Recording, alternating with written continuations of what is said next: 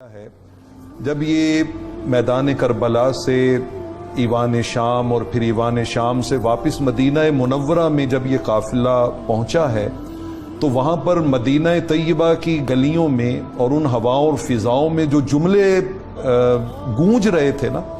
ایک دفعہ تو وہ جملے گونجے تھے نا، طلع البدر علینا من ثنیات الوداع، لیکن آج جو مدینہ طیبہ کی فضاؤں میں جملے گونج رہے تھے وہ امت کو قیامت تک یاد رکھنے چاہیے۔ ہر ایک کی زبان پر تھا، ماذا تقولون ان قال النبی لکم، اے لوگو قیامت والے دن جب آقا علیہ الصلوۃ والسلام نے اس واقعے کے بارے میں تم سے پوچھا تو تمہارے پاس اس کا کیا جواب ہوگا؟ جب آقا کہیں گے ماذا فعلتم وانتم آخر الامم، یہ تم نے کیا کیا کہ تم تو آخری امت تھے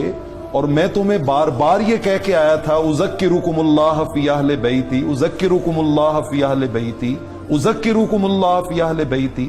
تو میرے اس سارے سمجھانے اور بتانے کے باوجود تم نے یہ کچھ کیا ہے۔ مجھے تاریخ ابن عساکر سے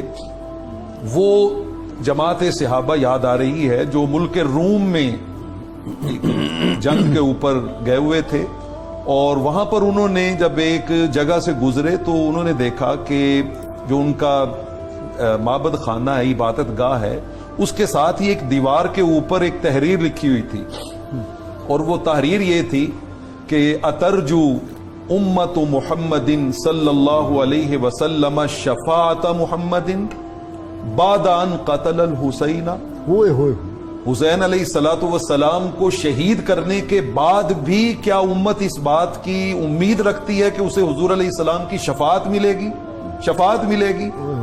انہوں نے کہا کہ یہ تحریر یہاں پر کس نے لکھی ہے؟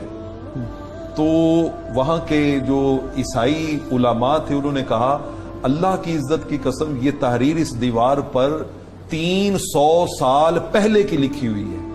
300 سال پہلے کی لکھی ہوئی ہے۔ اور آقا علیہ الصلوۃ والسلام نے تو آپ دیکھیے نا، آپ غم حسین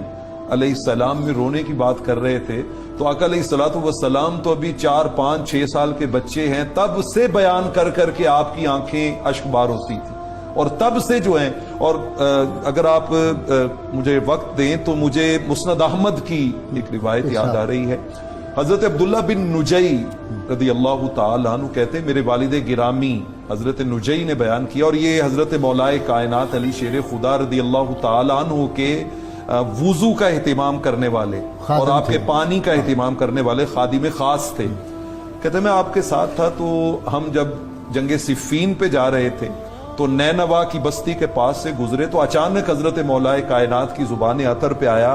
اصبر ابا عبداللہ، اصبر ابا، یہ کنیت ہے امام علی مقام کی، اور ابھی امام علی مقام کی جوانی ہے، ابھی جو ہے وہ نوجوانی ہے، اور اس واقعے کو بپا ہونے میں ابھی کئی سال پڑے ہوئے ہیں، تو آپ بار بار کہہ رہے ہیں ابو عبداللہ صبر کرنا، ابو عبداللہ صبر کرنا۔ میں نے عرض کی امیر المومنین یہ آپ کس صبر کی بات کر رہے ہیں؟ تو کہتے ہیں میں ایک دن رحمت کونین صلی اللہ تعالی علیہ وآلہ وسلم کی خدمت میں حاضر ہوا تو آقا علیہ الصلوۃ والسلام کی آنکھوں میں آنسوں کی جھڑی لگی ہوئی تھی اور آقا مسلسل رو رہے تھے۔ میں نے عرض کی اغضبک احد، آقا آپ کو کسی نے ناراض کر دیا ہے جو آپ اس طرح آپ کی آنکھوں میں آنسو ہے؟ آپ نے فرمایا نہیں علی ایسی کوئی بات نہیں۔